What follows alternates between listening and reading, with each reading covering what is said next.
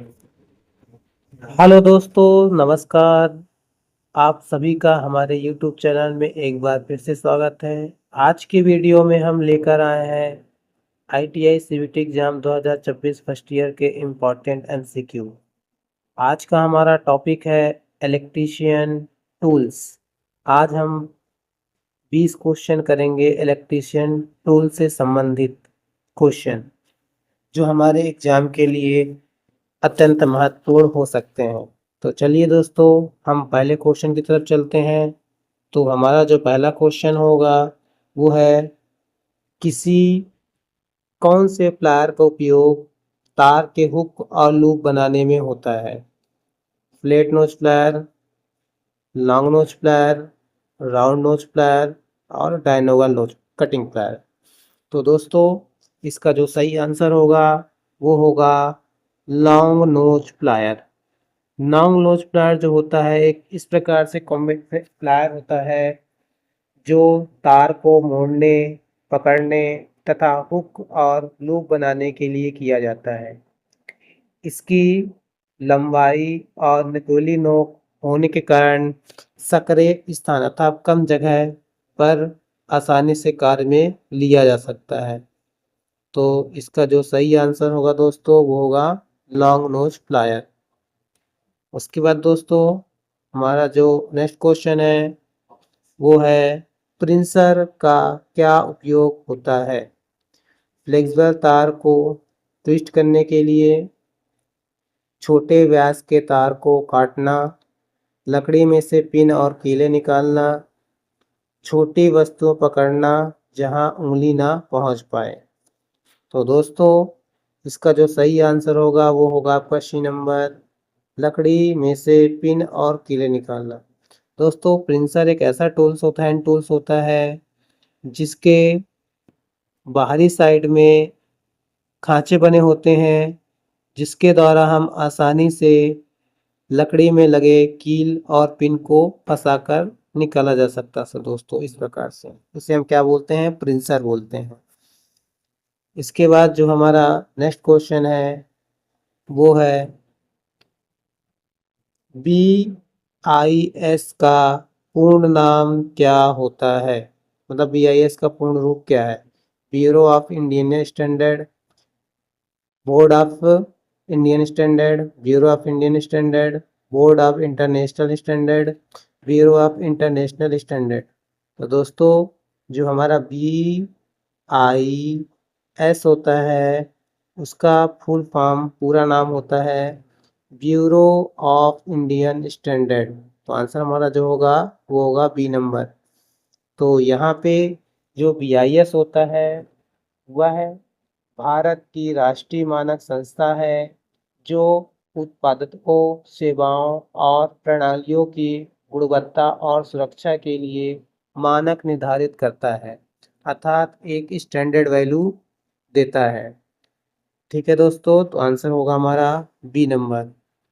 Next question में चलते हैं। हमारा जो नेक्स्ट क्वेश्चन है वो है, छेनी चीजल समानतः किसकी बनी होती है?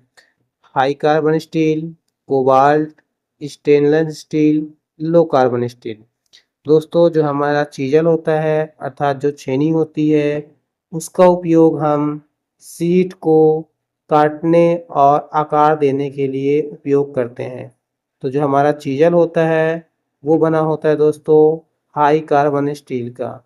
हाई कार्बन स्टील मतलब ये जो होता है वो हाई कार्बन इस्पात का बना होता है, जिससे हम आसानी से सीटों को काट सकते हैं और आकार दे सकते हैं दोस्तों।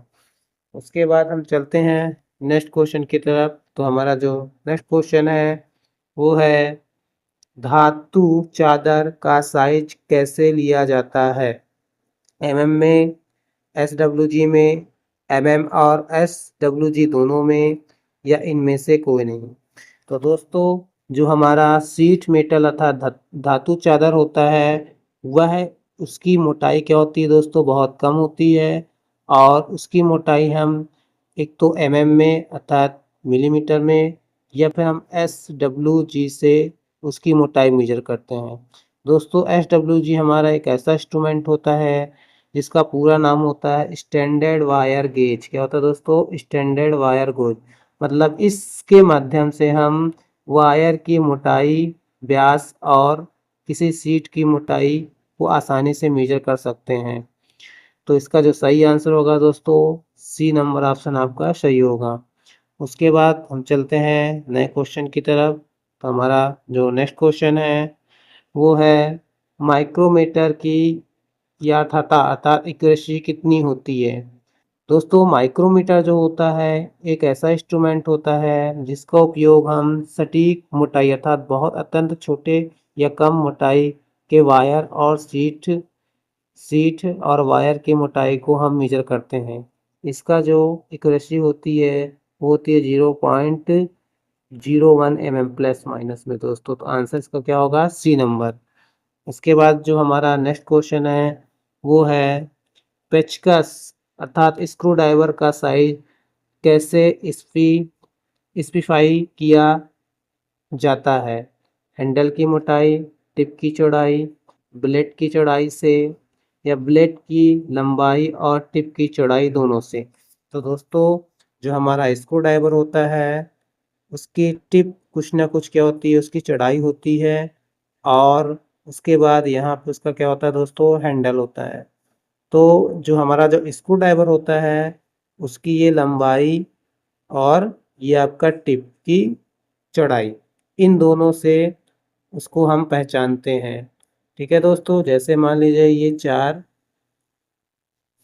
mm या फिर आपका ये 200 है, तो ये क्या कहलाएगा दोस्तों? 4 × 200 mm की स्क्रू ड्राइवर कहलाएगी दोस्तों। तो जो स्क्रू ड्राइवर होता है उसको हम एक प्रकार से ब्लेड की लंबाई और टिप की चौड़ाई दोनों से स्पेसिफाई करते हैं दोस्तों। तो जो इसका सही आंसर होगा वो हमारा डी नंबर आंसर सही होगा दोस्तों। इसके बाद हम नेक्स्ट क्वेश्चन की तरफ चलते हैं। तो जो हमारा नया क्वेश्चन है वो है गुनिया अर्थात ट्राई स्क्वायर का क्या उपयोग होता है। वर्ग कार्यकर्ता की जांच करना, 90 डिग्री टेस्टिंग करना, फ्लैट लेवल टेस्टिंग करना या उपयुक्त में से सही। तो दोस्तों जो हमारा ट्राई स्क्वायर होता है उसकी बनावट जो होती है कुछ इस प्रकार से होती है दोस्तों। जब भी हम ट्राई स्क्वायर का यूज करते हैं तो हमको 90 डिग्री चेक करने के लिए यूज करते हैं कि हमारा जो सीट है वो 90 डिग्री मुड़ा है या नहीं मुड़ा है, कोई हमारा वायर है वो 90 डिग्री आपका सही प्रकार से वो मोड़ा गया है कि नहीं मोड़ा गया है। तो ये आपका क्या होता है? ट्राई स्क्वायर होता है जिसका उपयोग हम 90 डिग्री टेस्टिंग करने के लिए करते हैं। तो हमारा जो सही आंसर होगा वो बी नंबर होगा। उसके बाद हमारा नेक्स्ट क्वेश्चन है, हमारा जो नेक्स्ट क्वेश्चन है वो है दोस्तों स्टैंडर्ड वायर गेज SWG की रेंज कितनी होती है। स्टैंडर्ड वायर गेज SWG की जो रेंज होती है वो 0 से 36 SWG तक होती है दोस्तों। तो हमारा जो आंसर होगा वो बी नंबर होगा। उसके बाद हम चलते हैं नेक्स्ट क्वेश्चन की तरफ। तो जो हमारा नेक्स्ट क्वेश्चन है वो है स्टील रूल किस धातु का बनाया जाता है। Cobalt steel, high carbon steel, high speed steel या स्टेनलेस स्टील। तो दोस्तों जो हमारा स्टील रूल होता है वह एक मेजरिंग इंस्ट्रूमेंट होता है जिसमें mm और सेंटीमीटर और इंच दिया होता है दोस्तों। इसके द्वारा हम किसी भी शीट तार की लंबाई को हम आसानी से मेजर कर सकते हैं। और यह स्टील जो होती है वो स्टेनलेस स्टील की बनी होती है दोस्तों। किससे? स्टेनलेस स्टील की बनी होती है। तो आंसर क्या होगा इसका दोस्तों? डी नंबर होगा। चलिए दोस्तों हम नेक्स्ट क्वेश्चन में चलते हैं।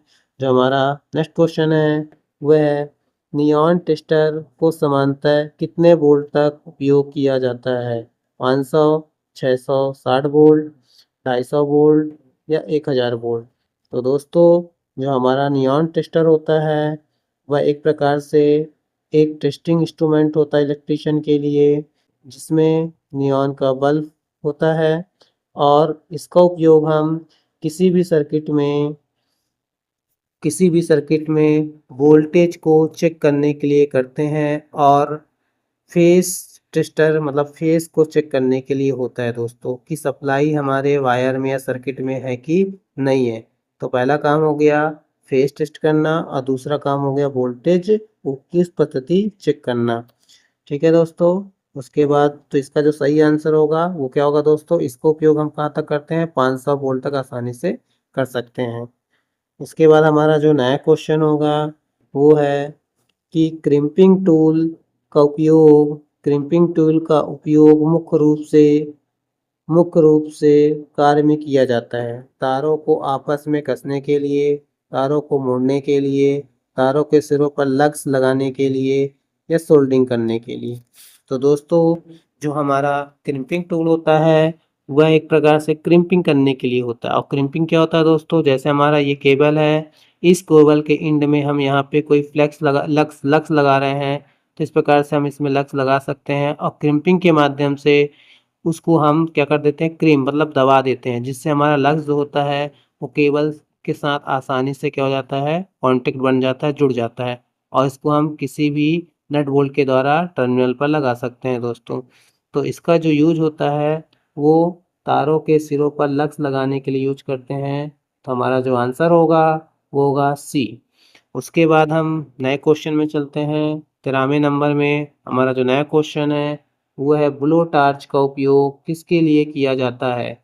सोल्डरिंग के लिए, वायर जलाने के लिए, वायर फिट करने के लिए, पाइप काटने के लिए। तो दोस्तों जो हमारा ब्लो लैंप होता है या ब्लो टार्च जो होता है दोस्तों, वो हीटिंग के लिए उपयोग किया जाता है। किसके लिए दोस्तों? हीटिंग के लिए उपयोग किया जाता है। अर्थात हम हीटिंग का उपयोग किसके लिए करेंगे, ज़्यादा सोल्डरिंग के लिए करते हैं दोस्तों। तो इसका उपयोग जो होगा वो सोल्डरिंग होगा। उसके बाद हमारा नेक्स्ट क्वेश्चन है 14वें नंबर का। वो क्वेश्चन है आपका, हेक्साब्लेड की दांत की संख्या किस में मापी जाती है? मीटर में, इंच में, सेंटीमीटर में या मिलीमीटर में? तो दोस्तों यहाँ पे आपका जैसे मान लीजिए आपका ये हेक्साब्लेड है, और इस हेक्साब्लेड में एक तरफ क्या होते हैं, इस प्रकार से बहुत सारे उसके तीत बने होते हैं, अर्थात दांते बने होते हैं।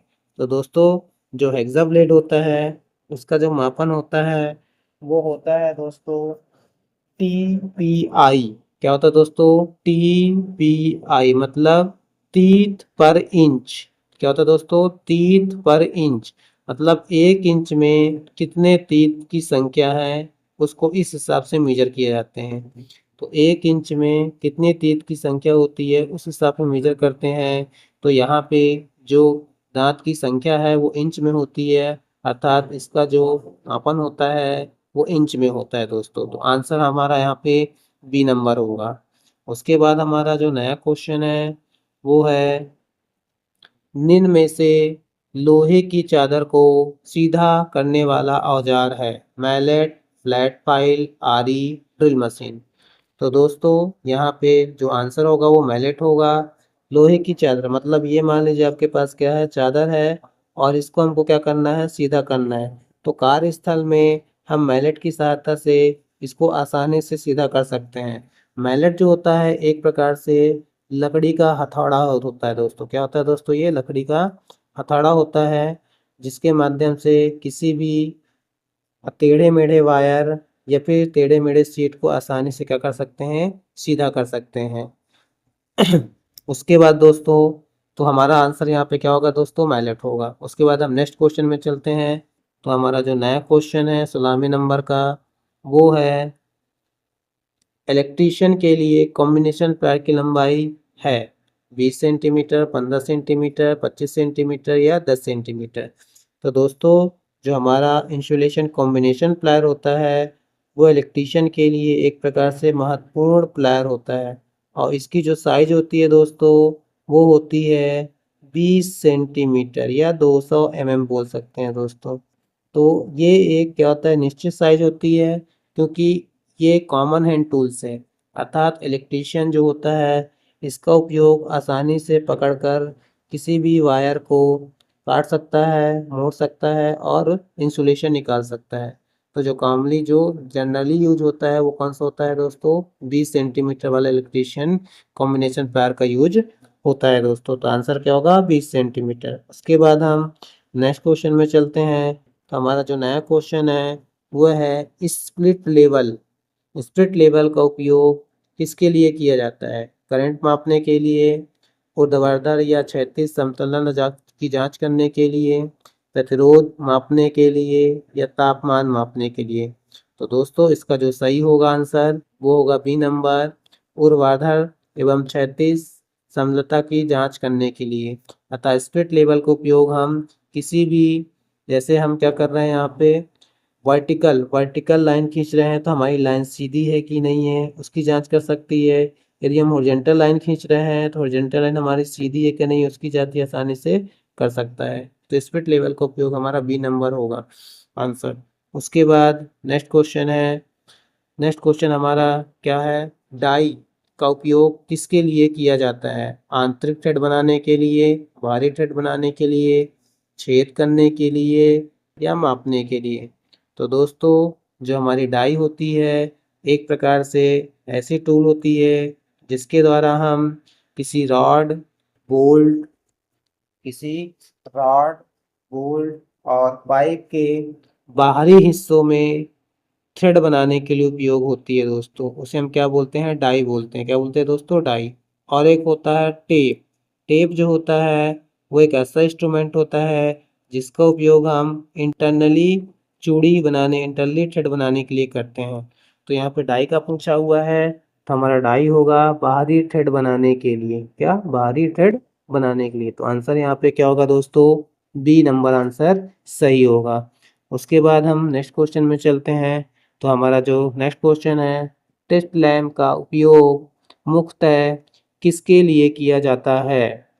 प्रतिरोध मापने के लिए, सप्लाई की उपस्थिति जांच करने के लिए, शक्ति मापन के लिए, फ्रीक्वेंसी मापन के लिए?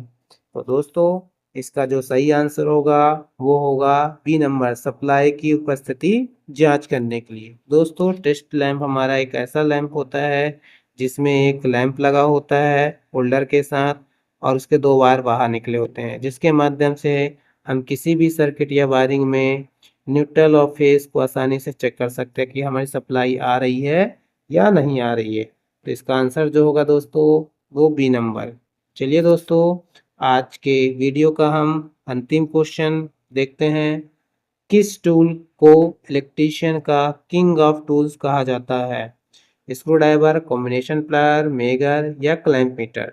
तो दोस्तों इसका जो सही आंसर होगा वो होगा इंसुलेटेड कॉम्बिनेशन प्लायर।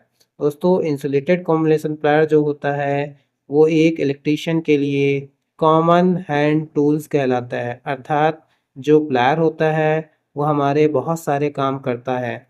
जैसे किसी वायर को मोड़ने के लिए उपयोग कर सकते हैं, किसी वायर को पकड़ने के लिए उपयोग कर सकते हैं, किसी वायर से इंसुलेशन छीलने के लिए भी कर सकते हैं। तो एक प्रकार से ये कॉमन टूल्स कहलाता है और यह इलेक्ट्रीशियन का एक प्रकार से किंग ऑफ टूल्स भी कहलाता है दोस्तों।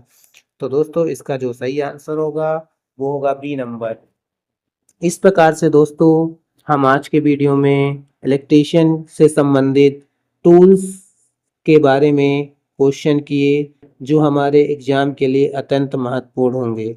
दोस्तों इसी प्रकार से हम नए टॉपिक नेक्स्ट दिन नए टॉपिक को लेकर आएंगे और जो हमारे एग्ज़ाम के लिए अति महत्वपूर्ण होंगे। इसके लिए दोस्तों आप हमारे चैनल को सब्सक्राइब करें और हमसे जुड़ें जिससे आपको नए नए वीडियो मिलते रहे और आपके लिए हेल्पफुल हो। तब तक के लिए दोस्तों नमस्कार।